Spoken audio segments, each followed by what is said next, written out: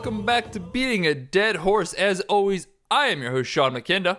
Vroom, vroom, vroom. And it's me, your host, Jackson Keller, vroom, vroom, on a motorcycle. Wow, what a gimmick. Matt, you know what? I'm really impressed that you not only are on this call, but like you just pulled off a really sick wheelie coming in here too. I am very impressed. I've been training in this audio only medium for all my life for this moment to show off my easy riding skills. And you know what? I think it really, really paid off, and I'm sure all of our listeners were, oh my god, was that a handstand too? Holy shit, Jackson. You're just fucking crushing it here. I mean, I'm a genius. What can I say? I'm a stunt driver now. That's my new profession. I think like the most impressive thing about this whole thing, honestly, is that you are managing to do this, but your audio fidelity is so clear. Like, I'm not getting any bike noises from you at all. Like, what did you do to your microphone setup that allows you to ride with it in your helmet with no bike noises? Wow, Sean, I mean, that's just a great question. It's a pretty complicated process. It involves styrofoam. Okay. I mean, styrofoam.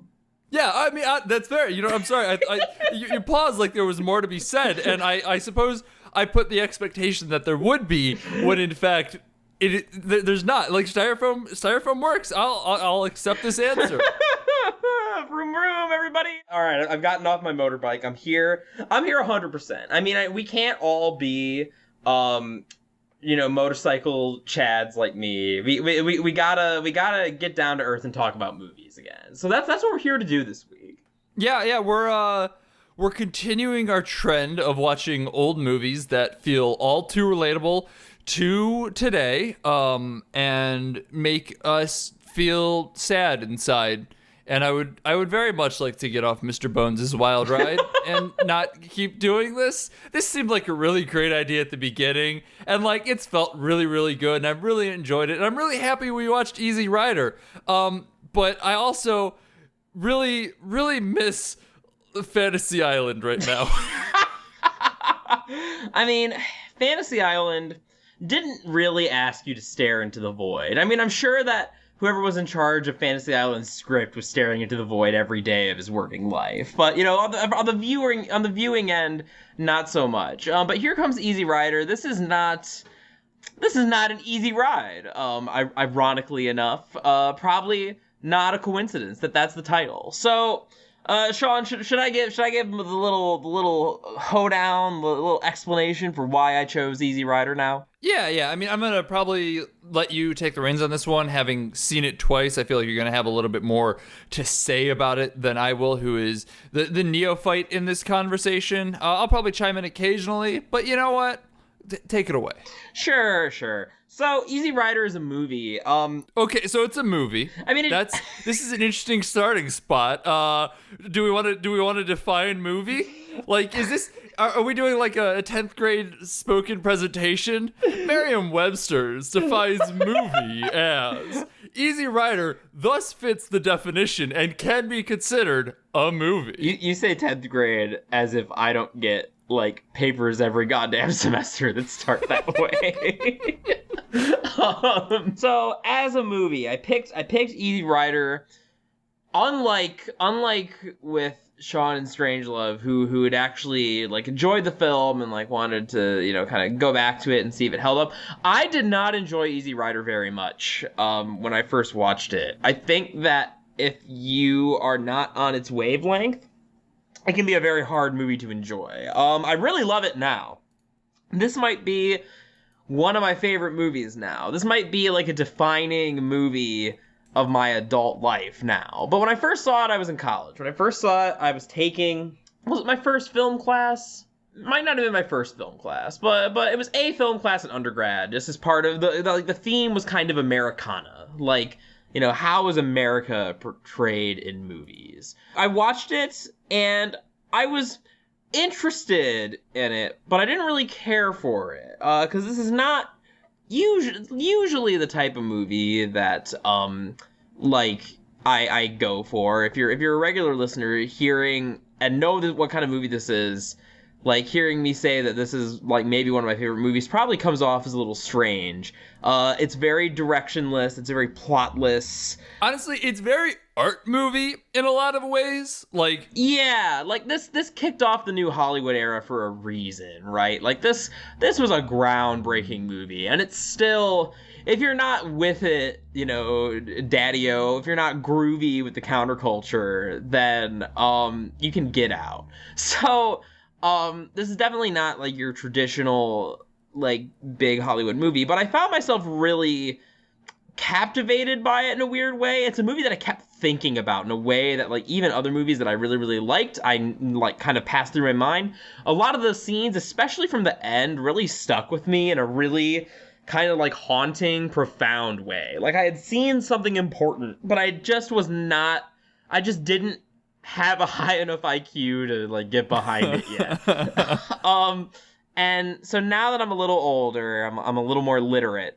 I really come to appreciate this movie. I really love the counterculture aesthetic. I really love the themes, the characters, the performances. It's all super memorable, and it's also kind of a mess, which I think is what it is what makes it what it is. Like, you can't have a highly structured counterculture movie because that would be, you know, antithetical to the point, man. That was basically my experience. Like, watching it, not really getting it, and then coming back and you know, even watching the movie now, like, it was challenging in some parts, but in a really rewarding way. So yeah, this is definitely not a cozy movie. If you're coming in just expecting like good time motorcycle bike movie, don't expect that, because it's kind of that, but it won't stay that way without saying too much. But I think that if you are if you're stable enough to fancy staring into the void, I think that this is a very good void staring movie. Yeah. So let me talk a little bit about what I knew about this movie going in, which is to say two things. Number one, I remembered, I think, my dad and uncles way back when talking a little about this movie and mentioning that, like, it gets weird at the end. So I knew something was coming, and I was kind of looking for foreshadowing, but I didn't know exactly what it was. I'd assumed something was going to go down with Dennis Hopper, just given it's Dennis Hopper, aka the Bows. The Bows. King Koopa himself. From Super Mario Bros., the movie that we talked about a few weeks ago in conjunction with our Sonic episode. But I didn't really know much beyond that. The other thing I knew about this movie was, I don't even remember what episode it was on, but I was talking about, like, some of the best movies of the past decade. And I kept saying Easy Rider was part of it. And Jackson never said a word about it. I've come to realize as I'm editing the episode, or like, it might not even been then, it might have been like a couple days later, like I was reading a magazine, I went back and reread it and went, wait, Easy Rider came out in 1969. I was thinking of Holy Motors. In my defense, I at the time was like, oh, Sean just misspoke. There's no, like, you know, people will get it. There's no reason to you know, jump up his asshole about it. But, you know, in the fatal flaw in my logic was that this is the internet, and that people will jump up your asshole about anything, even when you're right. So, bad call on my part. Also, I just generally prefer to have our podcast be actual factual rather than dipshit says Easy Rider came out in the 2010s. So, I mean, Holy Motors is also a great movie. for this, no, it was a different class I watched that one for. Easy Rider might have prepared me for Holy Motors, because that's also much more of an art film. Anyway. Yeah, I gotta watch Holy Motors at some point too. That's on my list. But yeah, those are pretty much what I knew about this movie going in. And I also knew that Jackson said it was a very slow movie. And it is, although it wasn't as slow as I was expecting it to be. But it's worth mentioning that we watch weird shit all of the time, so our version of not that slow might differ wildly from yours. It's interesting because, like, especially on the rewatch, like, I found myself kind of like like snapping awake and I'm like, oh shit, like are we already here? Like the movie kind of felt blazing fast to me this time, but I think that's because I had the experience and kind of knew like where we were at various points in the journey. Whereas I think the first time watching it, like this is very much like a plotless movie. Like this is the structure of this movie is just a road trip.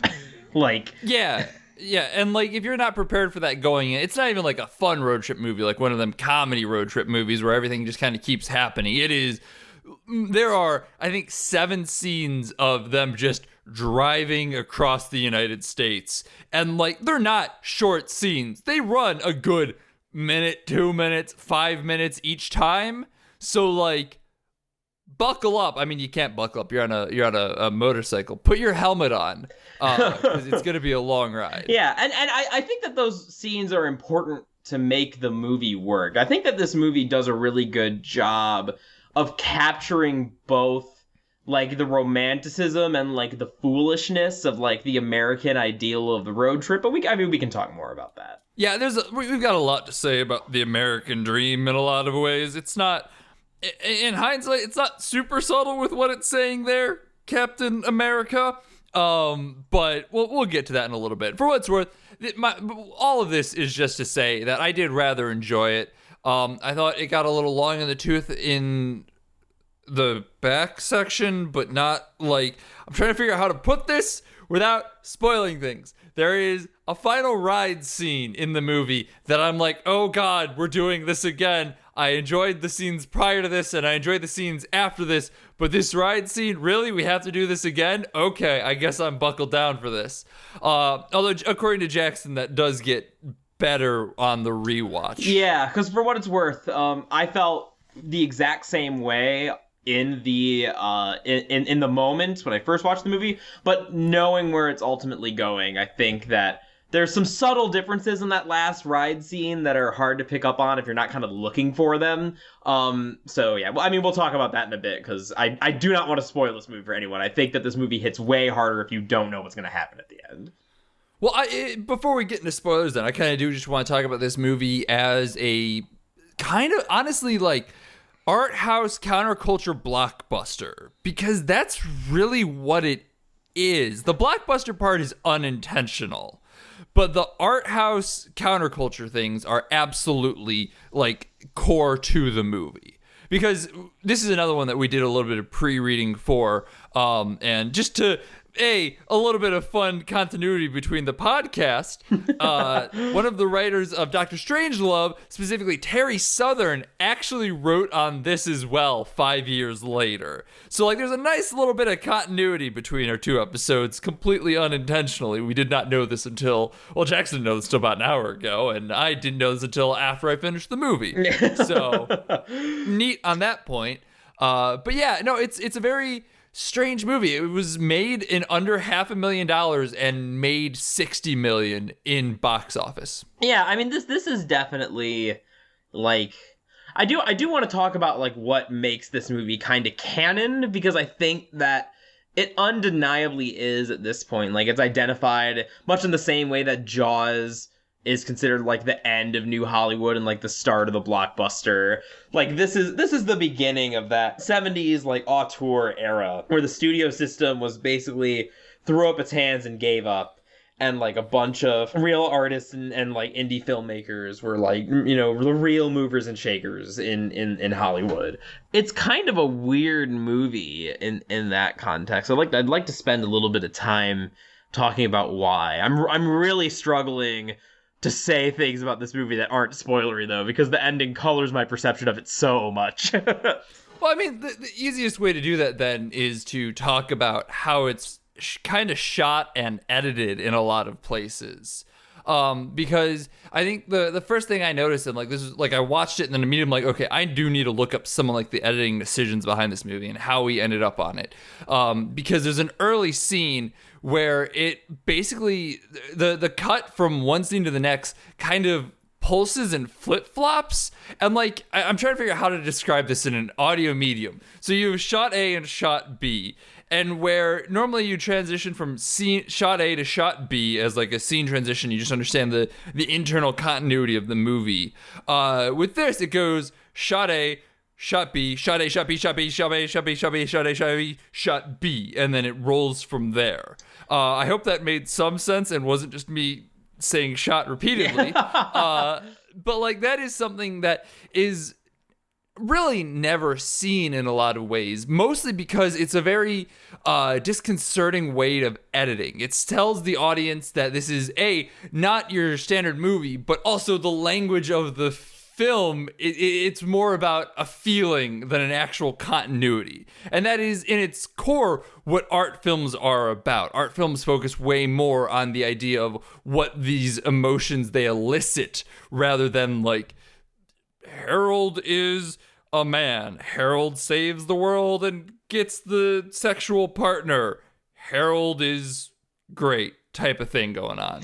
Yeah, and I think that, because I think with the language of the film, a big part of that is that so much of like form is following function, and that I think that there is the big intention to kind of make it feel like you're maybe on drugs, like you're having these lapses in your memory, like time kind of passes in the blink of an eye. Things can be sort of disorienting. You're like never quite on 100% sure footing, but you're just meant to sort of enjoy the ride. So I think that was a very intentional choice, considering looking at the process of shooting the movie, which sounds like the process side of shooting this movie makes The Shining sound like a like fucking Marvel shoot, like highly like by the numbers, by the book.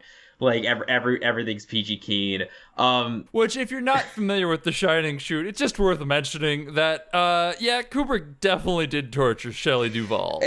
Kubrick psychologically tortured Shelley Duvall, and he's still probably not as much of a monster as Dennis Hopper was. so I think this gets into and again I don't want to go into a ton of detail, but I think that if we're talking about like what keeps this movie as canon, I think it's interesting in that like this isn't just canon with like, you know, a bunch of old fart like film snobs who were like young when it came out. Like this is people really connected with this movie, like mainstream $60 million off a $500,000 budget. Yeah, so like this really resonated like with actual youth, and for an art movie that doesn't happen a lot. Like there will be movies that are critically acclaimed, but I don't think that your typical art movie has as much cultural sway as this movie does still. And I kind of want to think about why that is, because I think that what the real brilliance here in that like absolute hellscape that was the shooting process, and that like,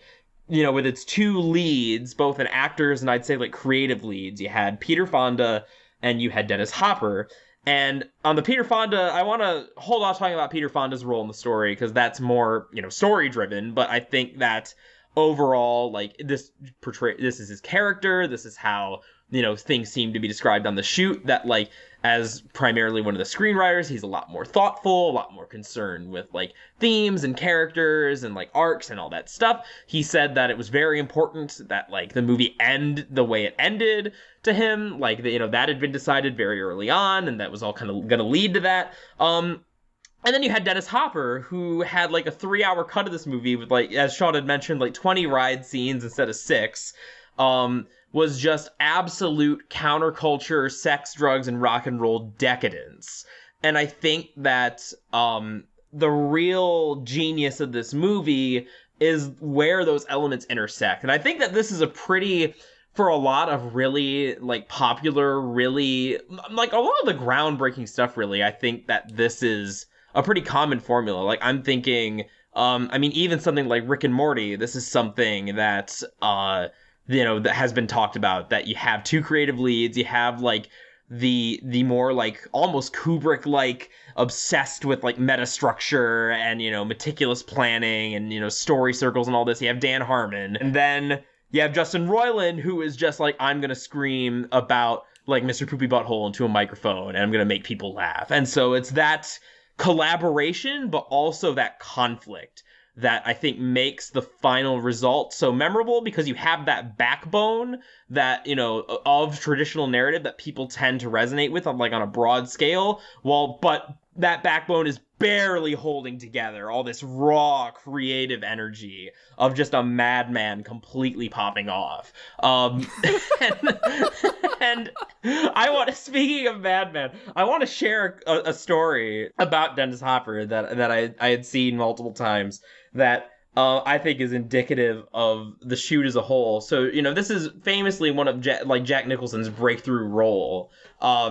And, speaking of Mad Men. Just as a quick aside with Jack Nicholson, I kind of like this movie. It's the 1969 era, and there's a lot of people in it that, you can kind of recognize, but they've got a bunch of makeup and stuff, and I've got pretty bad face blindness most of the time. And there was a couple of them like, oh, I know he's got a relatively big role, and there was a dude that showed up for a little bit. I'm like, is that Jack Nicholson? I don't know. And then, they get to the scene where he shows up and he smiles, and I go, okay, there we are. We're good. Never mind. I don't know why I was doubting myself. No, it's so weird, because, this is one of his first roles, but, Jack Nicholson just arrives fully formed. It's kind of crazy. But what's even crazier is that, he was not originally intended to play that role. It was somebody else. I can't remember his name.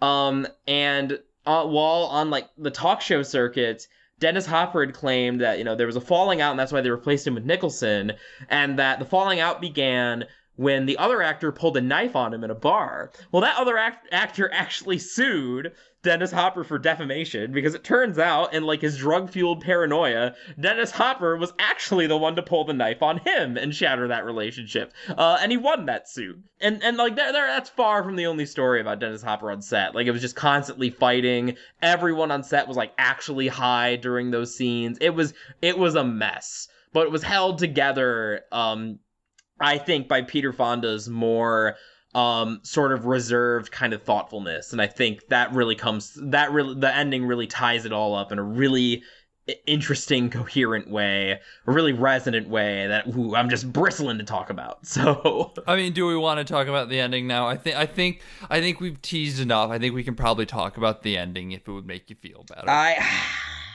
I want to. All right, then let's talk about the ending after I do my promo stuff, because we have to do our promo stuff. We got to cut a promo here. If you're enjoying the podcast, you should follow us on Twitter at BADHcast. You can support us on Patreon, patreon.com/BADHcast. And if you're enjoying the podcast, the other thing you can do as well is just leave us a review on iTunes and tell some friends, spread the word around. It helps us out just so fucking much. Word of mouth is by far the best way to get your podcast out there, and we need that. We'd appreciate it. And if you're watching from my YouTube, like, comment, subscribe, please. Thank you. Kills me every time. Next week, we're going to be talking about 1927. I just blanked on the year there, but we're talking about Metropolis, a movie that I was excited to talk about, but I'm kind of slowly growing more wary of as I learn more about it. I'm very curious to see where I come down on it after I watch it, but in doing research, I discovered that it is 2.5 hours long, a silent film, and I'm also just exhausted from a deluge of too real things. So I'm hoping, if nothing else, this is a little bit more enjoyable, but it's also post-World War I, Germany is falling apart, and I'm worried that that's going to show through. Art is pain, Sean. Have you watched a lot of silent films, just out of curiosity? I don't know that I have, honestly, because I've seen a couple just as part of classes. Not that I've gone out of my way to seek them out. I've got mixed feelings on silent films. I've enjoyed some. Others I found boring. So we'll see about this. Yeah, I'm very curious, especially because it's the formative science fiction movie, which I'm a science fiction geek. So we'll see. Hopefully it turns out and doesn't leave me wanting death at the end, because I need a fantasy island, man. I need a fucking fantasy island. I need something. I need a light at the end of this tunnel. We have the week after next week's episode planned as well, but after that we might just need to pick something stupid just to lighten things up. Just to balance the scales. Well, hey, I mean, the episode after next week, that might be schlock in its own way. It might be. We'll find out. We'll see how we're feeling. We'll figure this out. But for now, we should return to the void and stare deep into the death of, spoilers, Captain America, because oh boy, That can't symbolize anything at all, right? That can't symbolize anything at all. Actually, before we get to that, the scene that always, like, their deaths almost felt more like a footnote to me. And that, like, I think the real emotional climax of the movie for me, like, this is the moment that always stuck with me. That, like, after, because, you know, they have their big famous, like, really bad drug trip in New Orleans, which is like a psychotic, like, breakdown in its own right. But, like, and also one of the most, like, engrossing pieces of media I have ever watched. I watched it, like, fucking slack-jawed, completely not understanding a single second of it, but unable to look away. Here's some more, like, production finger quotes fun facts. Oh no. Yeah. So what Peter Fonda is mumbling about, did you read this? No, I didn't. So in that scene where, like, Peter Fonda is, like, kind of crying and mumbling and, like, you know, weeping on, like, a statue with a Virgin Mary in a graveyard, he's talking about, like, his own mother's suicide when he was, like, okay, I definitely heard the him talking about his mother in there. I did not realize it was about her own suicide. Yeah. And like, that's, you know, that's not the character. That is him. Woo! So howdy. So yeah, that drug trip scene, a pretty iconic, like crazy moment of cinema, well deserved. But I think that like the come down from the high when, like, Dennis Hopper, like, this is the dynamic of the whole movie. Dennis Hopper's like, yeah, man, we did it. Like, you know, we did Mardi Gras. Like, that was such an awesome, like, trip. And, like, he's the one that was all about, like, getting the prostitutes and, like, doing all this shit. And Peter Fonda's just sitting there and he's like, we blew it, Billy. We blew it. And that's all he says. Like, he never elaborates. And, like, that always really stuck with me. Like, the movie could have ended there and I still would have felt like staring into the void. But the fact that it ends with them being gunned down by these two Bubba Redneck Trumper types, yeah, I mean, even more so, like, that felt almost it almost felt like a dour anticlimax in the end. Like, we've already hit, like, the high of the drug trip, and, like, we've come down, and, like, after that complete emotional devastation, there's this real emptiness, like, in just how pointless their deaths are, that I think makes it super, super effective. Like, this is real depression hours, folks. I didn't know if you had anything to add, or I could launch into something else. But no, I just needed to kind of marinate and feel sad and, you know, process things here, because that's kind of what a lot of this movie is for me, honestly. I mean, like, the final scene is very clearly the representative of the death of America. It feels very prominent even today, given our unabashedly liberal leanings on this podcast, given that America got gunned down by them redneck yokels who are rejecting change and freedom. And oh boy, that is far too relevant. Yeah, for sure. And, like, and I think also, like, I really love it's so, like, it's so to the point. And so, like, Jack Nicholson gets a lot of great moments throughout the movie, like his alien speech. And, like, that's funny, but also still, like, thematically poignant and relevant. Like, they don't have any hierarchies, man. Like, we can't handle it if they came out with that. And, you know, the government's just trying to, like, keep us down. So, like, even though, like, it's clearly the ravings of, like, a lunatic, like, conspiracy theorist bumpkin lawyer, like, there's still some real poignancy to it. Like, you can tell there's still some, like, kind of twisted wisdom in its own way in what he's saying. And, like, even more so, like, it's more direct when, like, after they have their encounter in the bar, it's not even a bar, it's just like a cafe, like a mom and pop shop, with, you know, again, more like country yokels. And, you know, earlier in the movie, they come and beat Jack Nicholson to death in his sleep, and that's, you know, that sets the stage for Peter Fonda spending the rest of the movie, like, staring into the void and, like, coming to grips with death and realizing that we blew it. See, that's, oh god, like, that "we blew it" line is intentionally very ambiguous as to what they're referring to, but I mean, like, it's clearly not the trip, and it's my opinion, it's far more clearly about, like, we as a society, we've done fucked this pooch right up. I don't know. I think it's a little bit about the trip. At least I think Peter Fonda's character is kind of conflicted about it throughout the whole thing. I mean, I think that there's definitely an argument to be made. Yes, I think as like in context of the movie, I think Peter Fonda's character is absolutely saying that about the trip unto itself. But I think there's also an argument to be made that like it's almost like a turn to the camera. Hey, we done fucked up type of thing going on.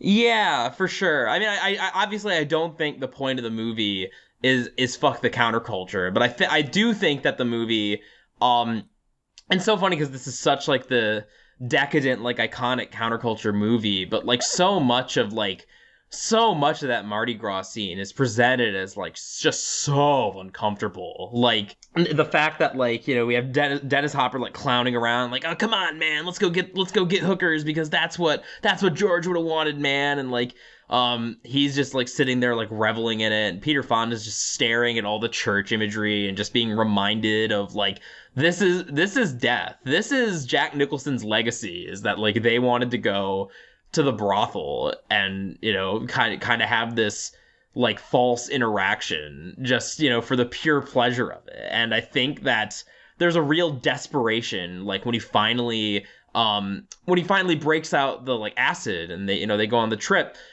because when he's given that, and this is the thing that like I didn't realize at the time, but like hit really hard like on the rewatch. Like this is not just the sort of thing that my brain didn't connect with, is that when he's given that acid by the guy in the hippie commune, he's like, hey, like do this with someone somewhere that's going to be really special. And he's like, you know, it could be here, it could be now. And Peter Fonda's character, like he spends a decent chunk of time, like despite being kind of on the road, like having these leanings of kind of like settling down and having a community and maybe some more of those like traditional ideas. He definitely expresses some sympathy toward them. Like I don't think he's mocking the guy with his family at the beginning when he says like, nah, this is a nice place that you have here. No, it's definitely a lot of aging counterculture elements to it. Like, you know, as you age, even if you were originally against it, you're just kind of like, all right, I'm kind of tired now, and I do just kind of want to settle. I can't fight this my whole life. I hopefully changed enough that I can.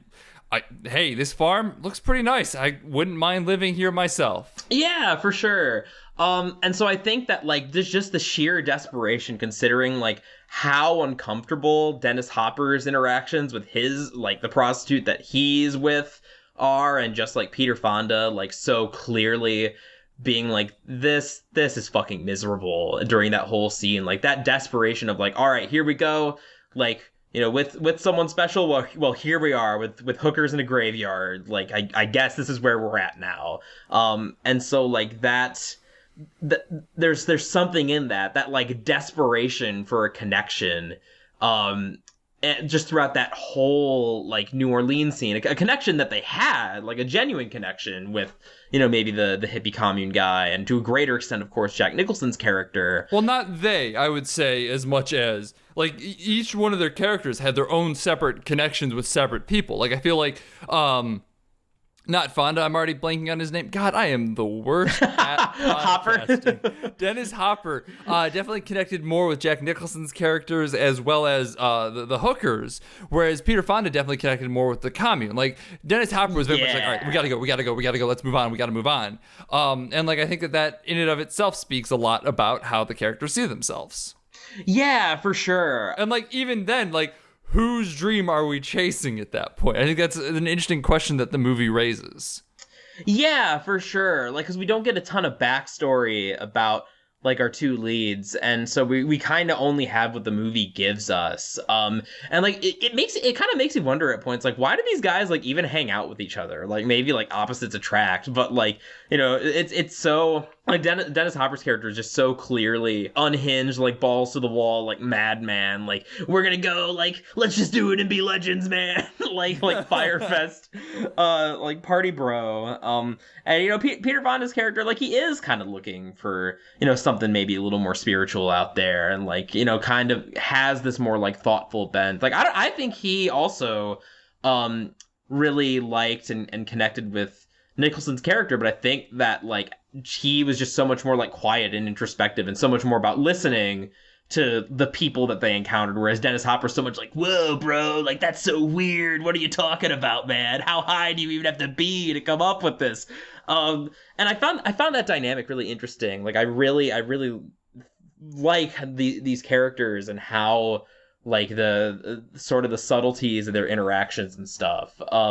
I mean, like, I think that there's an argument to be made that their friendship might have started out in the same place, like where they were very much gung-ho, let's go to Louisiana and fucking party our brains out, and then, like, the trip changed one of them. Like, the early stages of the trip definitely got to Fonda more than it got to Billy. Dennis Hopper, I did it, I remember the name. So I think that, like, it's a matter of, like, how the trip shaped them. And I think that's, I mean, if you want to just take it as a macrocosm of how life works and everything, you can. I think that that's a very valid reading of it. But, you know, take it how you will. Ooh, that's some strong analysis right there, might I say. Take it how you will. It can be read this way, I guess, if you wanna. If you're feeling saucy, I don't know, man. Live your own life. I got, $3. Take it or leave it. That's my analysis. I think with the "We Blew It" line, I think that wrestling with that and that, like, having that genuine admiration for the kind of counterculture freedom, and yet I think also, like, recognizing that the kind of blind hedonism that represents is no substitute for, like, a purpose in the face of the void. Like, when he stares at that plaque that says, like, a man's reputation, like, ends with his death. Like, just he is, from that point, he is the sum of, like, all the good and bad things that he did. Like, that was some chilling stuff. And I think that's more so than, like, all right, we need to go back to traditional values or whatever, or, like, necessarily that going on this road trip and, the romanticism of it is wrong. I just think it's more so that, like, in the end, if you don't have a purpose, you don't have a purpose. And that's something that at least the traditionalist people can claim. And that's something that, the hippie commune people, while still being in, like, kind of the counterculture and the fringes, like, they found their own community. They found their own way of going on. And I think that that's something that the character really responded to, and that it's almost like threading those needles of, like, trying to get away from, like, the phoniness of, big bad mainstream capitalism, but also rooting themselves in some sort of community or purpose.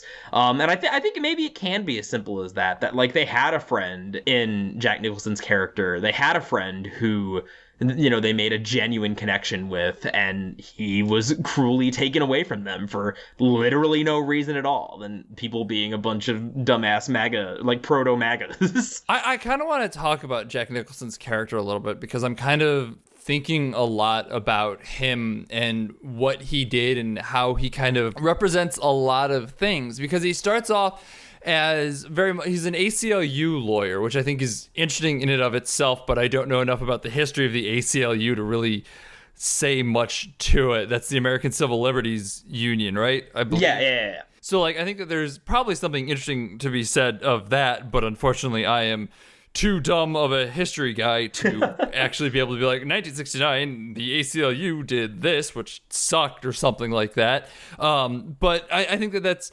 his role in the movie is fascinating, because he's very much an intermediary between the two gentlemen as the road goes on, and that, like, he's kind of crazy enough for Billy, Dennis Hopper, and he's, sane enough for Wyatt, fucking Peter Fonda's character, that, like, he almost feels like there no middle ground is kind of like where it feels like, because he gets killed off so unceremoniously in a way. And, like, I don't have enough to really back up that statement right now. I'm spitballing as I am talking to you right now, just because I hadn't spent a lot of time thinking about his character until right now, that it's kind of flying by the seat of my pants a little bit here. But I think it's an interesting idea to kind of look at him as the middle ground and as the person who dies as a result, or not necessarily as a result, but, like, is the unfortunate bystander, as well as, like, who he was in his own kind of rebelling against the man, or not rebelling against the man, and instead just getting drunk because he doesn't like his job? Question mark? I don't know. Once again, I feel like there's some ACLU stuff in there that probably ties in that I just don't know and didn't think to look up until this exact moment. Yeah, I mean, so with Nicholson, I think that there's just so much going on with his character that I think is interesting. I think that the fact that, like, you know, he's locked up, like, he's the kind of the town drunk, and, you know, just so clearly on good terms with the authorities, just bribes his way out of there. You know, he's kind of a southern good old boy in his own right. He still has all his old football stuff.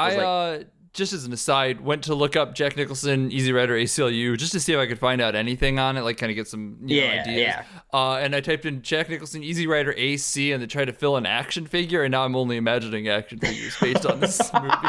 I want one with his, I'm going for the one in the suspenders, Sean. Honestly, that's a good call. I think I want the one of Billy with holes in his chest after he got shot. Because it's a fun movie like that. Give me the action figures. Just give me some. I want that Captain America action figure. No. Don't give me that Marvel slop. Give me Peter Fonda like burned alive by like his exploding cocaine bike. Christ.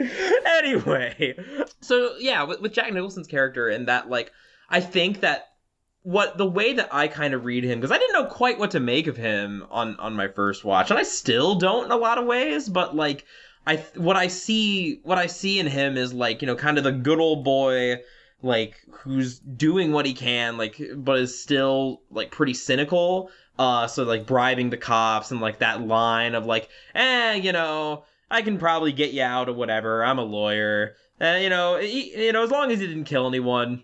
As long as he didn't kill anyone white. Like, there's a real sense of like defeat in that line. Like a real like acceptance of I'm kind of a cog in this machine. And so when he finally breaks free and goes out on the road and kind of is able to cut loose with the boys, I think there's almost like a childlike wonder to him.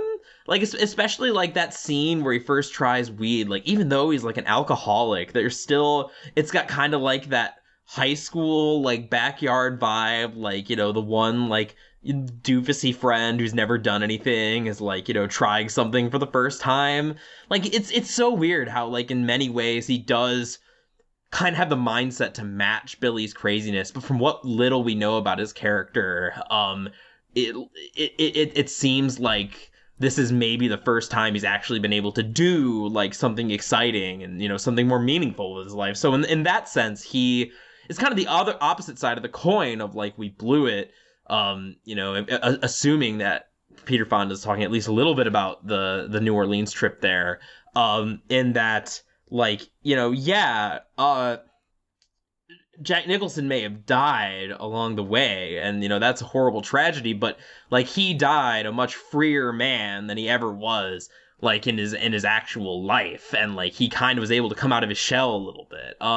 And I think that's why, like, I don't remember Jack Nicholson's death. It's so shocking. It kind of comes out of nowhere. I don't remember it like hitting me that hard the first time, but this time when I was watching it, I was like, damn, fuck. And like, the way that Peter Fonda's character just lingers on it and like, you know, is thinking about it so much, whereas Dennis Hopper's like, nah, come on, man, let's just do it and be legends. Let's go get hookers. Blah. Like, there's just something so depressing about the last like 20 minutes of the movie, and it's whiplash, because up until then, even the more like, you know, satirical parts of the movie, like they're not as real, like they're not as like confronting death. It's like, yeah, you run into some asshole like homophobic truckers in a cafe, and you have to leave, and then those same guys come back and fucking beat you to death because the world is cruel. Because America is cruel, more specifically. So, I have not been listening to what you've been saying, and I apologize, mostly because I have fallen down a rabbit hole trying to find information on, like, the ACLU and the era, and instead came across this article, which I think is a very interesting kind of ending point, and I'm going to kind of put a couple asterisks on this, okay? So, number one, published December 5th, 2019, Peter Fonda, already dead. Important to note there. Yeah. This quote that I'm about to pull, cannot find it anywhere else on the internet. Did a search for exactly that. Does not seem to exist. but I think it's interesting to talk about. So first and foremost, the website that I'm on is called The American Conservative. Take that right off the bat. But it has a quote from Peter Fonda, supposedly. Once again, cannot find this quote anywhere else, cannot track it back to anything else. This might be a total bullshit thing, but I think this is an interesting interpretation of it. Supposedly, Peter Fonda has said, my movie is about the lack of freedom, not about freedom. My heroes are not right, they're wrong. The only thing I can end up doing is killing my character. I end up committing suicide. That's what I'm saying America is doing. People go in and they think, look at these rednecks, they killed us 2 free souls who needed to love, blah, blah, blah. That's something we have to put up with. That's the quote. And I think that's interesting because it doesn't entirely disagree with what we're saying here, but I think there's a lot about it as well that kind of flies in the face of our interpretation of it. And yes, death of the author, entirely 100% on that train. Beep, beep, motherfucker. But I think it's just kind of, it's fascinating because if that was the original intention, it kind of got twisted, huh? Yeah, and because I think this is that tension. I think this is that conflict because I believe that there is at least a part of Peter Fonda because like these, even if like ultimately the movie is kind of condemning the counterculture, like it is coming from the counterculture. Like Peter Fonda was like he knew how to ride that bike. Like he was high on set with everybody else. Like he was part of this. And I think in general what makes it interesting is that he comes from like like an acting kind of dynasty. Like, you have, he's the son of Henry Fonda, who has like famously said that like, I do not understand my son's movie one bit. Like I am too boomer for this, in modern terms. Because Henry Fonda was very much like traditional conservative guy, like starring in like World War II propaganda movies. Whereas like Peter Fonda and Jane Fonda were much more like liberal hippy dippy counterculture kids. And so like, I believe, like, just from the influence of his father, there's probably, if we're going to psychoanalyze the man here, there's probably a part of him that, like, maybe, wonders if, like, he's been doing everything wrong and he should have taken, dad's point of view more seriously. I can believe that there'd be at least part of that. But I think more so than the issue of whether or not, they're right or wrong, and more so than, like, whether or not, like the madness and the excess and like, the vibe and the aesthetic and the drugs and the rock and roll, if that all like is ultimately going against maybe the original intention, I think that what makes the movie, and the only thing I'm sorry, I'm still on this website. This headline is, what price victory in the coronavirus war?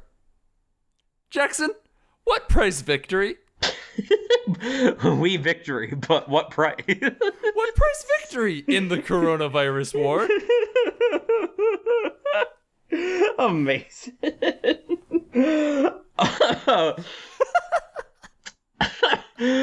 I need to get off this website. We need to talk about this movie, and I can't just spend my entire time on The American Conservative. Oh, I gotta purge my computer. Oh no, Sean, his face is distorting. What's happening? Oh my God, he's transformed. All the facts and logic in him. He's Ben Shapiro. Listen, all I'm saying is that if we reopen the country now, the economy will recover, and I think that is more important than the lives of the people that we know and love. Facts don't care about your feelings, Cuck. Anyway. But I think that more so than whether the movie has clashing ideologies or whether like what exactly we blew it means, I think why that line remains so effective and why the movie remains such a classic where a lot of like exploitation counterculture films have kind of come and gone as just like relics of the era. I think what gives this one the staying power is that it didn't just capture the aesthetic of an era, it captured the pain of an era, like the anguish that was kind of at the heart of this, that sort of feeling of being trapped and staring into the void and maybe feeling like even your path in life was not an escape from it. And I think that is deeply resonant stuff, especially today. I mean, I think that that this era in American history is like especially interesting to turn to now, just because there is, I mean, it's not like it's not quite the same, right? Like we don't really have like a Vietnam, so to speak, but I mean, we have a war that's been going on for 20 years, but yeah. Oh, I'd hesitate to compare that to Vietnam because no, I mean it's not the same. I'm just saying, like we do still have at least a conflict of some sort. Sure. But I think that this sort of period of unrest is interesting to turn to, maybe now, especially that like with this kind of rise of populism and angry people of all stripes. I think that paying attention to the past and trying to find those similarities and kind of find that common ground and see what pains still linger. I think that's what makes the movie still on a political level really relevant, and just on a personal level, like the way that the individual characters are wrangling with their place in the world. I mean, that's just classic stuff. That's ringing wild and true. That's a story being told like time and time again. But here we got that sexy counterculture flavor, sex, drugs, and rock and roll, baby. So yeah, this movie's great. I love this movie. I think it might be one of my favorite movies of all time. See, I'm very curious, just to kind of double back a little bit on what you were saying. Again, we talked a little bit about this on our Rebo Man bonus episode, patreon.com/BADHcast. And we mentioned that Sorry to Bother You is kind of where we're feeling might be our Easy Rider, so to speak. And I'm kind of curious to see where that movie ends up in another 20 years. Like, I want to see other people's impressions of it as it goes on. I'm wondering, because I've been thinking a little bit about that too, is that I think that part of the problem of trying to identify like what is our watershed, like Easy Rider moment. Yeah, I'm absolutely potentially way off base here. I'm just like, for the sake of things that we've talked about on the podcast. No, I mean, just to entertain the idea. I think one thing that's maybe unique to this era, that will make that sort of difficult, that maybe in an alternate universe, like, Sorry to Bother You is definitely a movie with its finger, like, in the pulse. Like, it's digging it in like Dio, like, sucking someone dry. Like, he's got them arteries, like, wrapped around his fingers. That's Sorry to Bother You and Boots Riley. But, I think that it's almost like Easy Rider came out at a time and kind of like, like swept the rug out from the big Hollywood system at a moment where it was really weak, and like mainstream audiences kind of gathered around it. And Sorry to Bother You, well, it's a great movie and really critically acclaimed, and I think that it's something that the people who've seen it and enjoy it will continue to enjoy. I think that the blockbuster has just grown into such a like all-encompassing beast, all like you cannot grasp the true form of the blockbuster's attack, that I think that so much more of these more like personal and small movies get kind of squashed culturally, and part of that isn't just the blockbuster. Part of it is just that the diversification of media, which I think is overall a good thing. Not just in terms of like literally like representation, of course, but like in terms of things being more niche, there just being more of it. There's less of a like zeitgeist around particular things. Like it still happens, but I think that like whereas a movie like Sorry to Bother You, even though it's like saying all the right things and at the right time, like the Hollywood system is so much more of a fucking lumbering beast than even it was back in like old Hollywood days, Yeah, no, I mean, that's for sure. It's going to be hard to really get that defining movie for us in general just because of where we are now. I mean, like, even Repo Man, which I would probably say it might be, the Easy Rider of the 80s. Yeah, Easy Rider Gen X version, yeah. Yeah, like, I feel like even that kind of gets swept under the rug a little bit just due to the fact that it was not a blockbuster in the world of blockbusters. Yeah, I mean, I think that's what's so special about Was this. it Fonda in that, too? Was Fonda in that? No, that was Harry Dean Stanton. Is that his name? Yeah, Harry Dean Stanton. Yeah. No, and like, because we can already see that like because really like what we're reaching now is kind of like Avengers Endgame is basically like the late stage capitalism version of Jaws, right? In that like Jaws kind of kicked off this blockbuster stuff, so it would have been well underway by the time like a Repo Man came out, and maybe had the chance to kind of reach the disaffected youth of Gen X in a way that, you know, it still got cult appeal clearly, but it hasn't become maybe quite the cultural touchstone, just because by that point, like Star Wars and Indiana Jones and Back to the Future and, you know, all the other 80s blockbusters were kind of snuffing out the independent scene, whereas you know, 60s counterculture had the benefit of like all these weirdo auteurs like taking over Hollywood for a bit there, which I think is what makes this such an interesting period that I would like to, you know, watch more movies from, because I haven't really. And this is great. This is great stuff. Granted, I am curious to see now that we are, you know, in quarantine classics and whatnot, what impact this is going to have on, you know, movie-going audiences from here going forward. Because, I mean, a ton of stuff that we were expecting to come out got pushed back. So, I mean, like, Endgame might be the ultimate late-stage capitalism of movies, but, like, we might be looking at a reset coming up here just due to everything else going on. Yeah, we might be. I mean, I think that's sort of interesting to think about, because, like, even in, like, to a much lesser degree than this, if you think about like the recession, like, you know, the 2007, like late 2007 recession, that was a time when not necessarily in movies, I don't think that had a huge impact on, like, you know, mainstream filmmaking, but that was a time when like web content really came into its own, you know, partially as a consequence of people not having money to go spend on entertainment. So, like, you know, they turned to YouTube, they turned to webcomics, they turned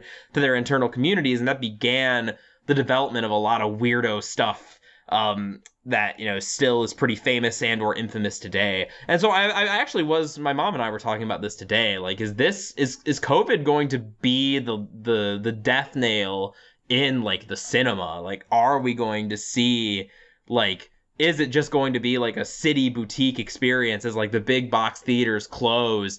And like, because I think that, like, as a service, there will always be film buffs and film snobs that want to, like, go to the theater. But at this point, like, with so many places probably going under from 2 months at least of not having service, AMC is, like, already planned bankrupt. Yeah, no, I mean, that's what got me thinking about this. And that, like, I mean, you might be right in that, like, Endgame might be, like, you know, we kind of hit the peak. It might be the end game. Yuck, yuck, yuck, yuck. But no, I mean, I think it'll be super interesting to see. I mean, this is unprecedented shit, and like the cold sociopath that I am, I can't wait to see it all unfold like a tale. There is a weird level of excitement behind it. Like, I am curious to see where we're gonna come out at. Granted, in my day-to-day, I am an absolute wreck of a person, but you know what? We'll see where we are at the end. I think that's exciting. I mean, that's the thing about interesting times. They're not always good times, but they're interesting. Don't make me point to the I really wish I wasn't living through a fucking history book tier event right now button. I've been Sean McKinney. You can find me on Twitter at Sean_McKinney. You can find me on Letterboxd at Sean McKinney if you really want to. I just occasionally like flap down what I've been watching. Fuck it, who knows? And you can find some of my writing over at 25yearslatersite.com. And I've been Jackson Keller. You can find me at twitch.tv/JacksonJKeller. Playing a lot of Nino Cooney, Wrath of the White Witch. That's going to be our bonus episode on Patreon. So if you're not a patron, which you should be, you can get a little sneak peek. Watch me play that. And if you're not watching from my YouTube, I am also on YouTube. I'm just Jackson Keller over there. It's just my name. Don't wear it out. I'm the little guy. I'm the mom and pop shop. Come subscribe to me so I can have a real, like, hyperlink to say at the end of these videos, so I don't just have to tell you Google my name. I'm not important enough for YouTube to deign to give me an individual page. If you want to follow us, you can do so on Twitter at BADH_cast. We don't tweet much from there, but occasionally we might give you an update if like an episode got delayed or something. If you really want to get in contact with us, the best place to do so is by signing up over at patreon.com/BADHcast. Only $1 a month, you get access to our Discord, where you can come and yell at us and tell us that we're doing things wrong and dumb and bad, and we don't know what we're talking about. And the American Conservative is a wonderful website, and you should really support it in every way you can. That is, I assume, our fictionalized patron, not me saying that. I don't know anything about the American Conservative, but I don't trust it. I mean, look, if Ben Shapiro wants to be a patron, that's a weird choice on his part. That's a weird flex, but I'll take his money. Hi, Ben. Thanks for joining us. And Ben, I'll tell you what, Ben, I'm going to talk directly to you for a minute here, just because I do appreciate you putting down $5 so you can get access to all of our bonus episodes. We've got a bunch of them back there. They're all really good. You should go take a listen to maybe the Repo Man episode. There is The Wind Rises, I believe we did as a bonus episode. Wind Rises was a normal episode, I think. We did Persona as a bonus. We've done a lot of episodes. We've got like 130 some episodes and like 20 bonus episodes. You should go check those out. And Ben, oh my God, Ben, I'm sorry, I misread. You have put down $10 a month. Wow, thank you so much. Mr. Shapiro, in that case, not only do you get access to our bonus episodes, you can request that we watch movies for you. Like if you want us to watch some trash that you fucking jerked out onto the internet, I guess we will. We're going to complain about it the entire time, Mr. Shapiro. I hope that's all right. But we'll watch it. You also, I mean, hey, you get a little something from Jackson. I mean, Ben, let's say you donate $10. Not only is that a grand victory for the marketplace of ideas, but you also get a shout out from me to the rest of our lovely patrons, like so. Thank you so much, Travis. Thank you so much, Julia. Thank you so much, Pat. Thank you so much, Mom. Thank you so much, Aunt Summer. Y'all are wonderful. Y'all keep the lights on. Y'all keep us chugging that Kool-Aid. Jim Jones, and that's relevant. That's like tragic counterculture. Also, thank you to Lords of the Highway, I guess. I don't know how to transition from that one. They let us use their song Suicide Alternate off the album High Octane Low Expectations. They're a wonderful band. You should go check them out wherever you can. Stream them, buy their music, whatever you got to do. See them live when you can eventually. I highly recommend it. They're a very exciting, fun band to see live, despite what our theme song might seem. They're psychobilly. I never really talk about that. They're a psychobilly band? Like, our theme song sounds really kind of sad, but like in general, they're not. They have a song called Getting Sweaty with a Yeti, all about fucking a Yeti. So I mean, like, hey, they don't always sound like our theme song. Also, thanks to 25 Years Later site, they've got a little button of us in the corner. You can go click on that, but they also got a bunch of really talented writers doing a bunch of really talented writing that you should go read if you get the chance. Next week, we're going to be talking about Metropolis. This is my pick, so I'm excited to watch it, but I dread it. Honestly, I didn't expect to be dreading it as much as I am, but I kind of dread it. So, stay tuned. It will be interesting, if nothing else, to talk about like a silent film on here. That'll be a novel Horsecast experience, if nothing else. It'll be new, that's for sure. It will also get like 3 views. Bold and brash. Bye.